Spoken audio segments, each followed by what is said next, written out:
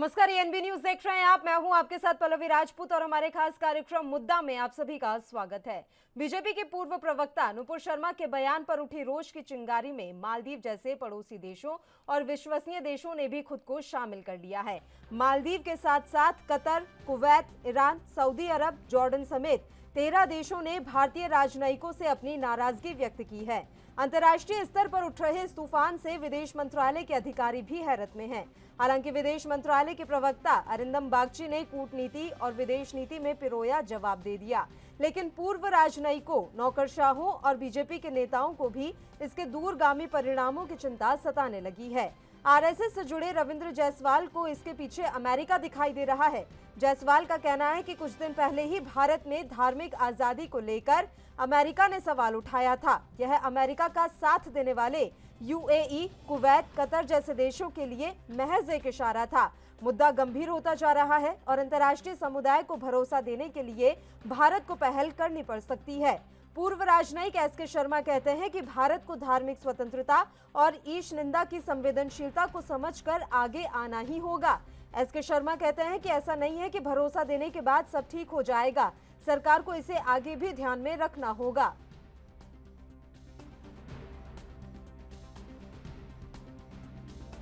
है एंटी खुदा, एंटी इस्लाम और एंटी मोहम्मद साहब और एंटी मानवता रवैया है। उनकी इच्छाएं तो ये थी कि विश्व शांति से चले। आज उनके नाम पर कुछ गुट और कुछ लोग केवल हिंसा हिंसा हिंसा फैलाने का काम करते हैं। किन्हीं कारणों से जब मोहम्मद साहब हिजरत करके मक्का शरीफ से मदीना गए थे तो जितने भी झगड़े थे उन सब झगड़ों के अंदर उन्होंने सुलह का रास्ता लिया और अंत में समस्या का समाधान निकला और वह पुनः मक्का शरीफ आए। और उन्होंने बार बार कहा, हे मेरे मानने वालों, जंग से नहीं, विवाद से नहीं, हिंसा से नहीं, सुलह से जब भी काम करोगे तो समाधान भी निकलेगा और शांति भी आएगी और तरक्की भी आएगी। इसलिए अल कायदा जो कुछ कर रही है वह एक किस्म से ईश्वर विरोधी है, मानवता विरोधी है, इस्लाम और नबी पैगंबर विरोधी है। मैं सारे भारत के दलों को, नेताओं को, मजहब के लोगों को अपील करूंगा कि ऐसी हिंसा भरे कार्रवाई का खुलकर विरोध करें। जो विरोध करेगा वह खुदा के रास्ते का होगा। इसलिए आओ और ऐसी शैतानी ताकतों को मुंह तोड़ जवाब देने के लिए हम प्रार्थना भी करें। और चलिए इस मसले पर अब हम चर्चा की शुरुआत कर लेते हैं। दो मेहमान इस समय हमारे साथ जुड़े हुए हैं। सबसे पहले मेहमानों से आपका परिचय करवा देते हैं। अनिल गौड़ जी हमारे साथ जुड़े हुए हैं रक्षा विशेषज्ञ के तौर पर, और विपिन शर्मा जी राजनीतिक विश्लेषक के तौर पर इस समय हमारे साथ चर्चा में शामिल हो गए हैं। दोनों ही मेहमानों का स्वागत है एएनबी न्यूज पर। अनिल जी, शुरुआत आप ही के साथ करना चाहेंगे। अभी जो कुछ भी इस समय हमारे देश में हो रहा है सर, उसकी चिंगारी सीधे सीधे अंतर्राष्ट्रीय स्तर पर भी झुलसती हुई दिखाई दे रही है। मैं जानना चाहती हूँ कि आखिर ये बखेड़ा इतना बड़ा कैसे हो गया? अगर इस देश में कोई बयान दिया गया, उसके बाद उस बयान पर माफी मांग ली गई, कार्रवाई भी कर दी गई, बावजूद इसके 13 देशों की नाराजगी खत्म होने का नाम नहीं ले रही है। क्या इसके पीछे कोई एक बड़ा प्रोपेगेंडा चलाया जा रहा है? अनिल जी। पल्लू जी, आपने बिल्कुल सही कहा। एक बहुत बड़ा प्रोपेगेंडा और बहुत बड़ा एक एंटी इंडियन जो मूवमेंट है वो चल रही है। उसके कई कारण हैं और सबसे बड़ा कारण ये है कि यूक्रेन के अंदर जो लड़ाई हो रही है उसके अंदर भारत ने आज तक रशिया को कंडेम नहीं किया। भारत अभी भी रशिया से तेल ले रहा है और भारत ने कहा कि हम रशिया को कंडेम नहीं कर सकते क्योंकि रशिया के साथ हमारे पुराने संबंध है। वो एब्सटेन कर जाता है वहां से, पर आउटराइटली कंडेम नहीं करता जिस तरीके से अमेरिका चाहता है। और वो अमेरिकन जो लाइन है, अमेरिकन लाइन तो नहीं कर रहा। आप देखिए सबसे बड़ी प्रॉब्लम आज क्या है दुनिया के अंदर, वो है अमेरिकन हेजिमनी और अमेरिकन दादागिरी। उसने अब ये यूक्रेन का भी मसला, अब इसके अंदर सॉरी बुलाने के लिए, पर जो मसला था वो यूक्रेन का मसला नहीं था, वो अमेरिकन इंटरफियरेंस थी यूक्रेन के अंदर, और फिर बाद में ये जो बखेड़ा हुआ उसका। जी। अब ये जो चीज है, जो स्टेटमेंट दिया बीजेपी के स्पोक्स पर्सन ने, उसका उन्होंने फायदा उठाया, और इसलिए अब ये तो क्लियर हो गया है कि एक ये आईएसआई की तरफ से एकदम इसको जो है 32 कंट्रीज के अंदर उसको स्प्रेड किया गया। इनकी ऑर्गेनाइजेशन जो हैं, जैसे हमारे हिंदुस्तान में ये पीएफआई वगैरह और अन्य ऑर्गेनाइजेशन चल रही है जो एंटी इंडियन है, और ये जो एक मुस्लिम जिहाद के साथ जो जुड़ी हैं, उनके अंदर भेजा उसको, और ताकि वो जो कंट्रीज हैं, और स्पेशली जो ये आपकी गल्फ कंट्रीज हैं जो अमेरिका के ऊपर बहुत सारी डिपेंडेंट हैं, जो आर्म्स और सिक्योरिटी के लिए, उनके से वहां से ये शुरुआत हुई। आप देखिए फ्रांस के अंदर जब जो प्रॉफिट के जब उन्होंने कैरिकेचर वगैरह बनाए, तब इतना पखेड़ा नहीं हुआ। जब फ्रांस ने हिजाब का भी मना कर दिया कि नहीं कोई हिजाब नहीं पहनेगा, तब भी इतना नहीं हुआ। पर हिंदुस्तान के खिलाफ क्यों हुआ है, ये इसी वजह से है, क्योंकि ये चाहते हैं कि हिंदुस्तान जो है आज जिस पैदाम पे खड़ा है और जिस पैदाम पे चल रहा है, आज आप देख लीजिए आपकी इकोनॉमी जो है, you are number 5 in the world, और you are slowly coming up, और जल्द ही आप नंबर 3 तक पहुंच जाएंगे उसके अंदर, और जापान के मतलब अमेरिका, जापान और चाइना के पीछे होंगे आप, ये रशिया भी पार कर जाएंगे आप। तो जब ये चीजें हैं, जब इकोनॉमिकली स्ट्रांग हो जाएगा हिंदुस्तान, तो नेचुरली हिंदुस्तान जो है बाकियों की बातें नहीं सुनेगा।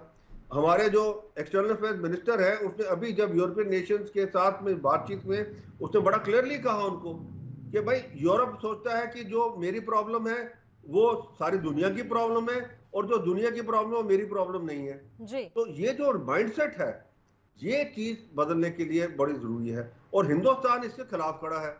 अब जब आप किसी चीज के खिलाफ खड़े हो, ऐसे ऐसे पावरफुल नेशंस के खिलाफ, और स्पेशली अमेरिका के खिलाफ, आप अमेरिका की बात नहीं माने, तो नेचुरली फिर आपके खिलाफ तो कार्रवाई होनी है। पर एक चीज मैं आपको बता दूं, देखिए ये जो अभी जो भी ये हो रहा है कि आपके 13 देशों ने बुलाया हमारे राजदूतों को, ये जो है आने वाले दिनों में आप देखेंगे ये बैठ जाएगा। पर हाँ, जहां ये अब जो एक मोड़ ले रहा है कि जैसे अलकायदा ने कॉल दे दी थी, हम तो जी ये करेंगे हिंदुस्तान के अंदर, हम ये करेंगे, जो हमारे इधर के लोग हैं, अफसोस की बात है कि हमारे इधर के जो लोग हैं, हिंदुस्तान के लोग हैं, वो भी ऐसी भाषा बोलते हैं जी उसका सर कलम कर दो, तो उसके खिलाफ तो कार्रवाई होनी चाहिए, कानूनी कार्रवाई होनी चाहिए ना, जो ऐसी थ्रेट्स दे। एक तरफ से जिसने बोला उससे माफी भी मांगी, उसको पार्टी ने भी निकाल दिया, उसके साथ जो अब एफआईआर दर्ज हुई है वो कानूनी कार्रवाई चलेगी। पर अगर आप उसको थ्रेट देते हैं तो उसके लिए भी तो कानूनी कार्रवाई चलनी चाहिए ना। बिल्कुल बिल्कुल। तो ये जो चीज है इसके अंदर एक तरफा सी कार्रवाई नजर आ रही है। हाँ जी, एक तरफा कार्रवाई नजर आ रही है सर, सीधे सीधे कि आपने बिल्कुल ही किसी एजेंडे की तरह काम करना शुरू कर दिया है। बिल्कुल एक तरफा ही कार्रवाई है, क्योंकि ये जो चीज चल रही है, अभी आप देखिए जो थ्रेट्स दे रहे हैं इनको स्पोक्स पर्सन को, उनके खिलाफ कोई कार्रवाई नहीं है। तो एक तरफ से ये कहते हैं कि जी जो हमारा जो सारा ये सिलसिला है, हम इसके साथ कनेक्टेड नहीं है, पर थ्रेट देने के लिए आप आगे हैं। बिल्कुल बिल्कुल। फिर वही बात आ जाएगी जैसे फ्रांस में हुआ, तो क्या हम हिंदुस्तान में भी ये चाहते हैं?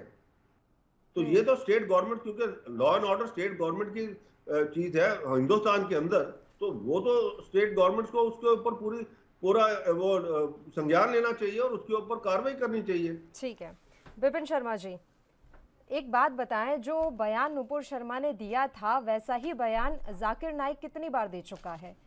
तब अगर बवाल नहीं हुआ तो नुपुर शर्मा के बयान पर बवाल क्यों? और इतना बवाल कि आत्मघाती हमले की धमकियां मिल रही हैं, इस्लामिक देश इकट्ठा हो रहे हैं हमारे ही खिलाफ।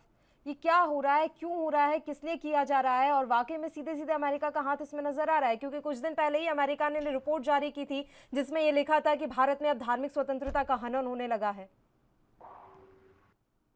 पल्लवी जी, एक बात समझनी पड़ेगी, हर एक मंच से ये जताया जा रहा है कि विदेशी ताकतें नहीं चाहते कि हिंदुस्तान महाशक्ति बने।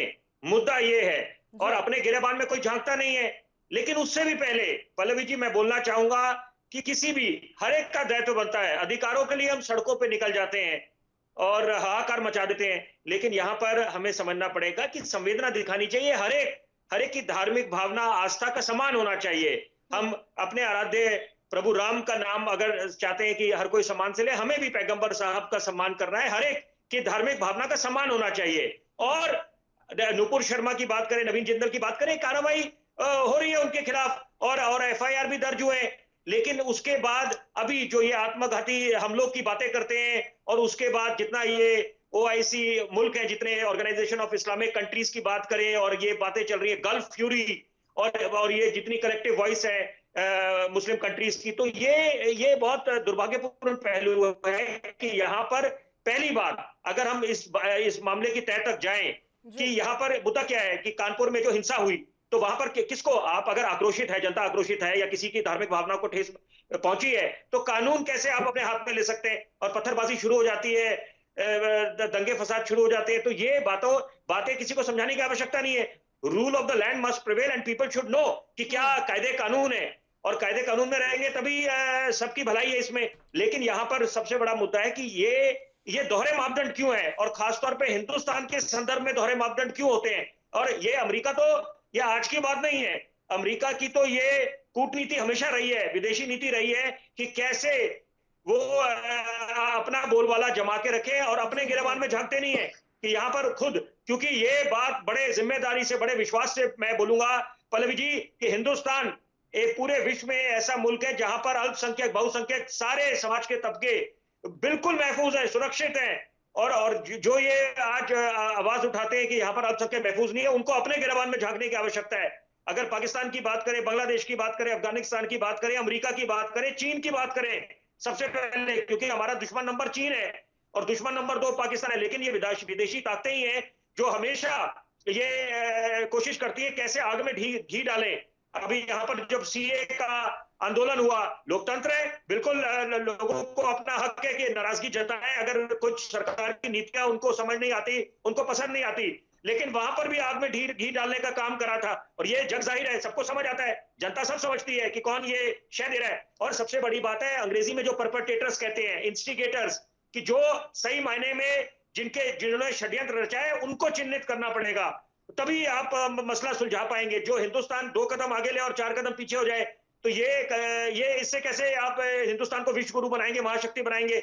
लाल किले की प्राचीर से देश के माननीय प्रधानमंत्री ने जब अपना एक सपना साझा करा था कि आने वाले वक्त में हम हिंदुस्तान की इकोनॉमी को $5 ट्रिलियन बनाएंगे, तो ये इसमें कोई शक शुबा नहीं है कि कुछ बाहर के मुल्कों को मिर्चें लगी होंगी कि हिंदुस्तान कैसे आगे बढ़ रहा है। ये भूल गए कि हिंदुस्तान को तो सोने की चिड़िया का खिताब मिला हुआ है, land of the golden sparrow. $1 1 रुपए का हुआ करता था आजादी के समय। और ये बातें समझनी चाहिए कि अगर अब इस समय हिंदुस्तान उस कगार पे आ गया है कि जब हम, ये चेकजेट का दौर है, चेकजेट माने बड़े बड़े विश्व के मुल्क जब चीन से अपने व्यापारिक नातों से बाहर निकलेंगे, तो उसका सीधा फायदा तो हिंदुस्तान को मिलेगा। तो कौन चाहता है ये कि यहाँ पर हिंदुस्तान आगे ना बढ़े और हिंदुस्तान को अंतरराष्ट्रीय पटल पे उसकी छवि को धूमिल करा जाए? किसान आंदोलन चला, हम किसानों को नमन करते हैं, सलाम करते हैं, हमारे देश के अन्नदाता है, वो हमारा अंदरूनी मामला था। लेकिन वहां पर भी कनाडा के प्रधानमंत्री जस्टिन ट्रूडो ने दखल अंदाजी करी, बड़ी बड़ी बातें बोले, अपने घर में वहां पर घमासान मचा हुआ था कनाडा में, वो उन्होंने देखने की चिंता नहीं करी। लेकिन यहाँ पर बाहरी दूसरों के मामलों में हस्तक्षेप करा। और कश्मीर और हिंदुस्तान, बड़ी अहम बात बोलूंगा चर्चा में, हिंदुस्तान, कश्मीर जो है हिंदुस्तान और पाकिस्तान का द्विपक्षीय मामला है, लेकिन वहां पर भी बाहरी ताकतों ने कोशिश करी थी। तो वहां पर तो प्रधानमंत्री मोदी ने बिल्कुल साफ कर दिया था, जो पूर्व राष्ट्रपति थे डोनाल्ड ट्रंप, की ये द्विपक्षीय मामला है, इसमें कोई भारी हम हस्तक्षेप पसंद नहीं करेंगे। तो ये बातें कि ये इन लोगों को समझना चाहिए कि जो ये दोहरे मापदंड अपनाते हैं, चाहे अमेरिका हो, चीन हो, जितनी भारी विदेशी, किसी की धार्मिक भावना को अगर ठेस पहुंची है, उसके लिए अब हम लोग खुद उसकी माफी मांग चुके हैं। नुपुर शर्मा की अगर बात करें, सब लोग उसके लिए उसको उसकी बयान का खंडन करा है, निंदा करी है। लेकिन यहाँ पर अगर कानून कोई हाथ में लेता और ऐसी धमकियां मिलती है, ये लोग क्यों नहीं याद करते जाकिर नायक को? और उसके पहले मैं जरूर जिक्र करना चाहूंगा एमएफ हुसैन साहब का, कि यहाँ पर जब उन्होंने देवी देवताओं की जो चित्र बनाए थे, तो उसमें अगर मैं एक व्यक्तिगत तौर पे बोलूं, मैं देवी देवताओं का जो उनकी पूजा करते हैं हम लोग, तो वहां पर कितनी चोट लगी होगी हमारी धार्मिक भावनाओं को। लेकिन क्या किसी ने कानून हाथ में लिया? किसी को हक नहीं मिलता कि आप कानून को हाथ में ले और मसले रेखा को पार अंतर्राष्ट्रीय कर स्तर जाए। पर नहीं उठाए जाते। जब लेकिन बहुसंख्यकों के विदेशी देवी देवताओं का ताकतें- अपमान होता विदेशी है, ताकतें और इसके आप ये पीछे देखिए कोई ना सर, प्रोपेगेंडा तमाम चला रहे जो हैं। वेब सीरीज ये बन रही है और- या फिल्म बन रही है, उसमें कुछ ना नहीं, वो कुछ तो ऐसे मैं एलिमेंट बिल्कुल डाले बस- जाते हैं जो मुझे साफ 15 तौर पर सेकंड दिख रहे हैं कि दीजिए। आप हिंदू ये न्यू विरोधी आईटी मानसिकता पॉलिसी के क्यों हैं। आई है? मैं 15 सेकंड मेरे को दीजिए, मैं आग्रह करूंगा आपसे पल्लवी जी कि न्यू आईटी पॉलिसी क्यों बनी है ये 2021 की। उसके पीछे कारण यही है कि जितने ये सोशल मीडिया का दुरुपयोग करा जा रहा था, फेक खबरें सर्कुलेट हो रही थी, उसके पीछे आप आग में घी डालने का काम कर रहे थे। तो उसके लिए चिन्हित करने के लिए कि कौन ऐसा प्रोपेगेंडा चला रहा है, ऐसा कौन पीआर कैंपेन चला रहा है कि जिससे हिंदुस्तान की अंतरराष्ट्रीय पटल पे छवि धूमिल हो। और सबसे बड़ी बात है, rule for one rule for all. ये मापदंड अगर एक के लिए ये लागू होते हैं, सब पे लागू होते हैं। वहां पर आपने देखा कि कैसे हमारे आराध्य शिव भगवान पे कैसे लोग टिप्पणी कर रहे थे। तो ये ऐसे देश आप आगे कैसे ले जाएंगे? यहाँ पर सबको समझना है कि सबको संवेदना दिखानी पड़ेगी, तो तभी आपसे आप ये भी हिंदुस्तान समझेंगे को कि विश्वगुरु बना जो पाएंगे और आगे ले कार्रवाई जा पाएंगे। नुपुर शर्मा और ये वही नवीन महान जिंदल मुल्क है पर जहाँ की पर गई, क्या फूल ये वालों की ठीक सैर है? निकालने की अगर रवायत रही है, भारत जो को हिंदू आगे और आने की मुसलमान बात भाइयों कही की जा एकता रही का है, प्रतीक ये रहा कहा है। जा रहा है कि अमन और भारत शांति अब बना आगे के रखनी आए, है। इन सारी सबकी चीजों को धार्मिक भावना सुलझाए का सम्मान करना और जो भी पड़ेगा। इस्लामिक देश है उनसे बातचीत करे। क्या ये जो सुझाव हैं वो भारत को मानने चाहिए? आपका जवाब हम लेंगे, उससे पहले मैं एक बार अनिल जी का रुख करूंगी। अनिल जी, एक चीज जो बहुत सालों से चली आ रही थी और कोशिश थी कि हमारे देश में समान नागरिक संहिता जो है वो लागू की जाए, समान कानून नागरिक संहिता, क्या अब उस पहल को एक झटका लगेगा? जो भी इस समय चल रहा है सिनेरियो जो है, इसके अलावा धार्मिक स्वतंत्रता के मसले अब उठ रहे हैं, इन वजहों से समान नागरिक संहिता को अब झटका लगता हुआ दिख रहा है? पल्लवी जी, ऐसा नहीं होना चाहिए। और अगर हमारी गवर्नमेंट आज उसके ऊपर कार्रवाई नहीं करती तो मैं ये कहूँगा कि गवर्नमेंट डर गई है। गवर्नमेंट जो है एज पर कॉन्स्टिट्यूशन राइट्स जो है सबके, जो सारे नागरिक हैं उनको नहीं दे रही जी। और इसीलिए जो ये है, ये इसके ऊपर पूरा का पूरा इनको चलना चाहिए और इसके अंदर कोई भी कताई नहीं करनी चाहिए। ये जो हमारे देश के अंदर सबसे बड़ी कमजोरी ये है कि वोट बैंक पॉलिटिक्स के लिए हम जो है, हम अपने देश को जो है, जो पूरा देश जिसको कहते हैं नेशन फर्स्ट की बजाय हम अपना जो वोट बैंक फर्स्ट कर देते हैं। मैं बार बार आपको फ्रांस का क्यों हवाला देता हूं, इसीलिए देखिए उनको अपने पूरे जो राइट्स हैं, उनको अपने नेशनल राइट्स उनको पता है क्या है और वो उसी हिसाब से करते हैं। फ्रांस ही नहीं, बाकी कंट्रीज भी करते हैं। ऑस्ट्रेलिया देख लीजिए आप, अमेरिका देख लीजिए, बाकी कंट्रीज भी करती हैं। पर हमारे देश में क्योंकि हमारे कुछ वोट बैंक पॉलिटिक्स के कारण हम इसको जो है अभी जो 70-75 साल से हम ऐसे ही घूम रहे हैं, कभी इधर कभी उधर। तो अब ये जो अगर कानून जो है ये आना चाहिए, ये बिल्कुल आना चाहिए। एक समानता होनी चाहिए। यहाँ पे कोई नहीं कि वो कहे जी मैं तो जी शरिया के अंडर हूँ, मैं तो इसके अंडर हूँ। कोई किसी के अंडर नहीं है। एक कानून होना चाहिए। हर देश के अंदर एक कानून होता है और उसके नागरिक जो है उसके तहत चलते हैं। आप मिडिल ईस्ट ले लीजिए, अगर वहां पे शरिया है तो शरिया सबके लिए है। ये नहीं कि मुसलमानों के लिए अलग है और हिंदू जो बाकी बाहर के लोगों के लिए उनके अलग है, बिल्कुल नहीं। सबके लिए एक ही कानून है। ये सिर्फ हिंदुस्तान एक ऐसा देश है क्योंकि हम ज्यादा एक वो मैं कहूंगा स्यूडो सेकुलर बन गए हैं कि हम उसको जो है भूल गए हैं कि हमारा नेशन क्या है जी। आप देखिए, मैं आपको एक एग्जांपल देता हूं हमारी फौज का। हमारी फौज आपको पता है सेकुलर है। उसके अंदर अगर कमांड करता हूं ट्रुप्स जो मुस्लिम है, ट्रुप्स क्योंकि हमारे खेमखानी मुस्लिम वगैरह ट्रुप्स होते हैं, तो मैं नमाज पढ़ना सीखूंगा, मैं इबादत करना सीखूंगा और मैं नमाज लीड करूंगा। और अगर मैं ट्रुप्स है सिख और मैं मुसलमान हूं। चलिए अनिल जी, मैं तुरंत लौटूंगी आपके पास। इस बीच एक बड़ी जानकारी आ रही है, बड़ी खबर से अपने दर्शकों को रूबरू करवा देते हैं, जो कि देहरादून से आ रही है। विशेष प्रमुख सचिव सूचना अभिनव कुमार ने बैठक की है देहरादून से। बड़ी जानकारी सूचना विभाग के अधिकारियों के साथ अभिनव ने ये बैठक की। बैठक में सरकार की जन कल्याणकारी योजनाओं पर चर्चा की गई। अधिकारियों को दिए योजनाओं को जन जन तक पहुंचाने के निर्देश भी दिए गए हैं। ये बड़ी और अहम खबर देहरादून से। योजनाओं के प्रचार प्रसार के लिए सभी विभागों से समन्वय बनाने के निर्देश विशेष प्रमुख सचिव के द्वारा दिए गए हैं। चारधाम यात्रा को लेकर व्यवस्थाओं के प्रचार प्रसार के भी निर्देश दिए हैं। श्रद्धालुओं को दी जाने वाली सुविधाओं की जानकारी देने के निर्देश भी दिए गए। उत्तराखंड की राजधानी देहरादून से बड़ी जानकारी। विशेष प्रमुख सचिव सूचना अभिनव कुमार ने आज एक महत्वपूर्ण बैठक की अध्यक्षता की। इस बैठक में सूचना विभाग के अधिकारियों के साथ तमाम योजनाओं पर विचार विमर्श अभिनव कुमार ने किया है। बैठक में सरकार की जन कल्याणकारी योजनाओं पर चर्चा की गई। साथ ही अधिकारियों को योजनाओं को जन जन तक पहुंचाने के कड़े और सख्त निर्देश अभिनव कुमार की तरफ से दिए गए हैं। योजनाओं के प्रचार प्रसार के लिए सभी विभागों से समन्वय बनाने के निर्देश दिए गए। साथ ही चारधाम यात्रा को लेकर की गई व्यवस्थाओं के प्रचार प्रसार के भी निर्देश अभिनव कुमार की तरफ से इन अधिकारियों को दिए गए हैं।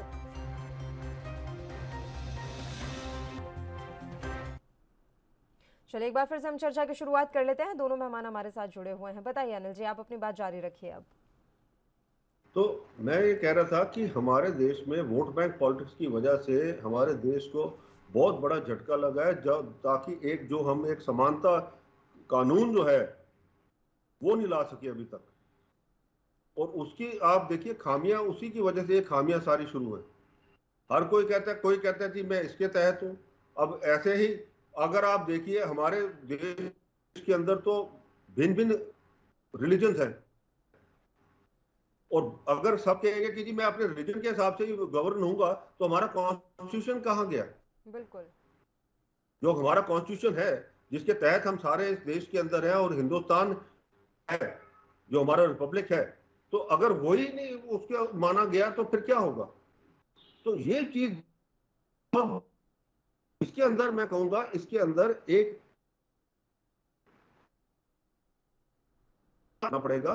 इसके अंदर ये जिस हिसाब से मैं दाद देता हूं यूपी की, हमारे योगी आदित्यनाथ जी की, कि वो जितने चीजें आप देख लीजिए, जिस हिसाब से अब दंगाइयों के खिलाफ या औरों के खिलाफ जो गलत कानून बातों में है उनके खिलाफ कार्रवाई कर रही है बिना भेदभाव के।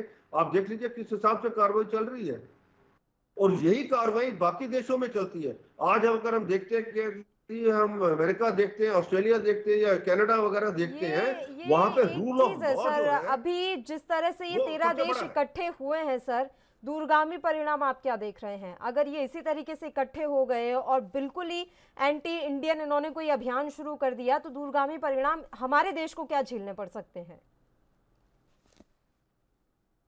देखिए सबसे बड़ी प्रॉब्लम तो ये आएगी कि जो ये हमारे जो यहाँ से जो लोग जाते हैं वहाँ काम करने के लिए जी, वो जो है उसके अंदर एक प्रॉब्लम आएगी, नंबर 1। नंबर 2 ये है कि जो तेल है, क्योंकि इंडिया आपको पता है इंपोर्ट तेल करता है सबसे ज्यादा, तो उसके अंदर आएगी कमी। और तीसरा जो ट्रेड है उसके अंदर आएगी। बाकी अगर ये एक कार्टेल बना देते हैं हिंदुस्तान के खिलाफ, तो हिंदुस्तान के साथ खड़े होने के लिए आज जो है मैं ये इतना कह सकता हूं कि आज रशिया, बाकी जो कुछ मुल्क हैं वो अभी भी खड़े होंगे हिंदुस्तान के साथ, क्योंकि उनको पता है हिंदुस्तान के अंदर रिलीजियस फ्रीडम है। कोई ऐसी बात नहीं है कि हम एक कट्टरवादी हिंदुत्व की तरफ है या हम कट्टरवादी मुस्लिम की तरफ है। जिस हिसाब से हमारे पास वाले देश में है, उसने तो डिक्लेयर किया हुआ है ना कि वो इस्लामिक रिपब्लिक है। हमने हिंदू रिपब्लिक नहीं कहा आज तक। हमने हमारा जो देश है वो सारा का सारा उसके सारी जो बास्केट ऑफ रिलीजन्स है उसको लेके चल रहा है। और आज आप देखें हमारे हिंदुस्तान के अंदर जो मुस्लिम्स हैं या दूसरी माइनॉरिटीज हैं वो बाकी कई देशों से ज्यादा है पॉपुलेशन उनकी।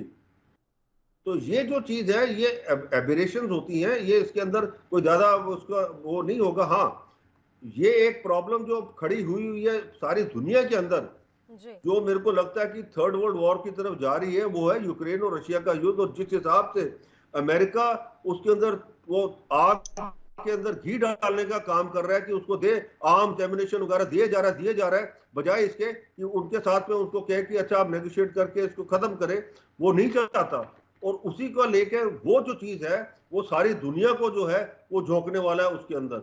ठीक और है, ये विपिन जी। जो खाड़ी के ये जो 12-13 देश हैं, इनके अंदर अब जो हमारे एनवॉयज उनसे मिलेंगे, उनको ऑलरेडी उनको समझा दिया है। उम्मीद मेरे को की जा लगता नहीं सकती है है कि ये सर ज्यादा निकट तूल भविष्य पकड़ेगा। में ये समस्या और भी ज्यादा बड़ी ना हो। विपिन जी, आपका आखिरी कमेंट, क्योंकि समय भी अब बहुत खत्म होने वाला है सर, समय बहुत कम रह गया है, तो आखिरी कमेंट चाहूंगी आपका।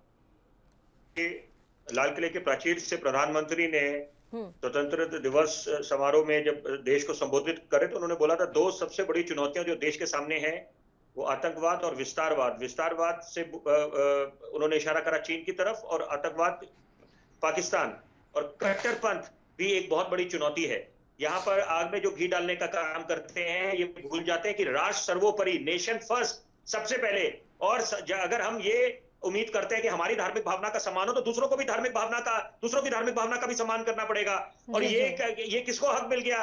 अगर आप रामायण की बात करें और वहां पर आप अलग अलग उसके वर्जन्स निकालते हैं, फिर बोलते हैं रिलीजियस फ्रीडम है, ये उसको डिस्टॉर्शन कर सकते हैं आप। तो ये बातें कहाँ की समझ है? और क्या क्या नाम यहाँ पर आप उनको बोलेंगे राम, अरे लॉर्ड राम बोलिए या प्रभु राम बोलिए, उनको वैसे संबोधित करिए।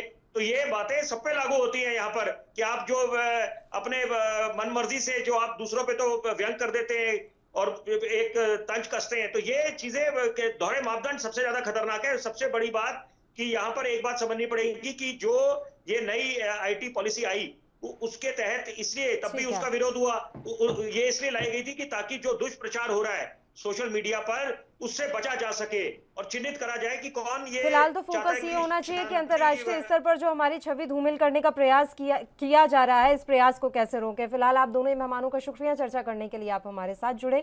और इसी के साथ मुद्दा में भी इतना ही। मुझे दीजिए इजाजत। देश और प्रदेश की तमाम ताज़ा खबरों के लिए आप बने रहिए हमारे साथ। नमस्कार।